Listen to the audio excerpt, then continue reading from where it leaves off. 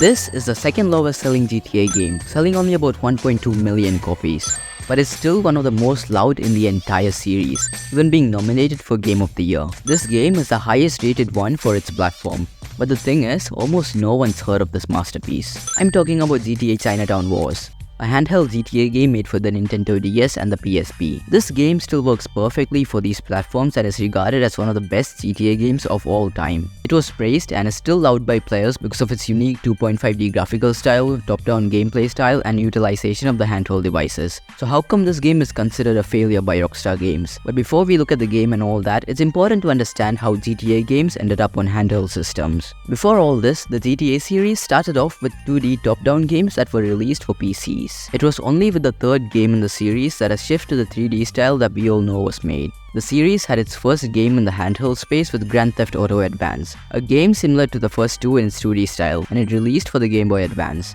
This ended up being the lowest selling GTA game. But in the years after its release, we got two more handheld games, this time for the PSP. It's only after all this that we got GTA Chinatown Wars for the Nintendo DS and PSP. So this game is actually the second one to be on a Nintendo handheld. But it was still a gamble for Rockstar Games, as putting out a GTA game for the Nintendo DS could spark outrage from people who saw the DS as a console for children. And this did indeed happen, but we'll discuss that later. Now that you know how this game came to be and about its predecessors, you'll be able to appreciate the game even more when we start seeing how it manages to be one of the best GTA games. This game is set in a scaled down version of Liberty City, the same place as where GTA 4 is set. You play as Wang Li, who arrives there to deliver a family heirloom to his uncle. This, though, does not end up going to plan, as the sword gets stolen and he gets attacked. He then continues to do missions under his uncle's orders to get the sword back. In my opinion, the plot isn't where the game shines most, it's in the gameplay. The game's 2.5D style, though it does cause some limitations, also lends itself to have certain new and changed features that make it more fun. Firstly, the open world is Liberty City but scaled down, but the top-down perspective doesn't take away from the open world experience. It provides a fresh new perspective and the world still feels alive. There isn't much variety, but there is enough of an open world for it to feel like one. If we move on to the driving, I think that it's quite different from the other GTA games. At least to me, it feels more arcadey as it's just looser and the chances of hitting things or even people are higher. Or maybe I'm just a bad driver. I think that the driving is really fun this way though, but the camera can be pretty weird when driving. There are also certain mini games you have to do to get access to a car. It uses the touchscreen for the DS and has QuickTime events for the PSP. And because the chances of hitting things is higher, the wanted system also has a change. Instead of just trying to get away from the police, now you can also destroy police vehicles to lower your wanted star level.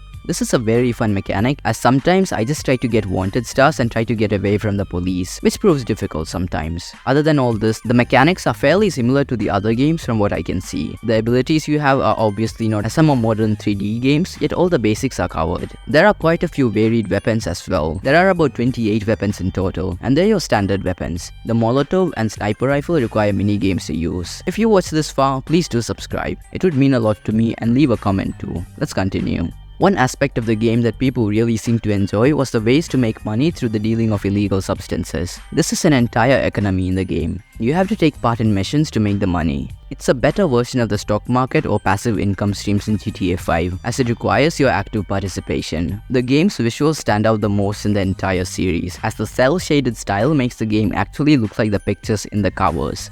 This means that the game will also never get old, at least in the graphical department. It's truly timeless. Many people consider this game to be a hidden gem, as not many have played it at all. And there are some reasons for why it hasn't been played by many and it was considered a failure by Rockstar Games. Firstly, this was on platforms that had much smaller user bases compared to something like the Xbox 360 or the PS3 at the time. So it wouldn't be logical to expect a crazy high number. Yet this game still underperformed, even with lower expectations by Rockstar Games. This was one of the relatively few M-rated games in the DS, and the user base of the DS was made up of mostly children, so this led to lower sales and led to some controversy with parents too. Another factor could have been that the new changes brought to the series in this game might have put off some older fans, who enjoyed the traditional GTA games. Yet, this game is still considered a masterpiece by some, and it has received a lot of praise. Overall, this game ends up creating a completely unique experience that fans of GTA surely have to try out. perfectly utilizes the touchscreen, making it not feel like a gimmick, at least in the case of the DS. The cel-shaded graphics creates a timeless style, and the 2.5D perspective makes the gameplay varied enough for it to be more fun. The open world is still huge, showing the capabilities of consoles like the DS and PSP. So yeah, this is just a really fun game in my opinion, and I think you should give it a try if you haven't yet, as it's also on mobile too. That's all I have to say for this game. Thanks for watching, and I'll end off with a good quote. Let me know what you think. Give it a rating out of 10. I'm interested, and if you're depressed after this video, it's not my fault.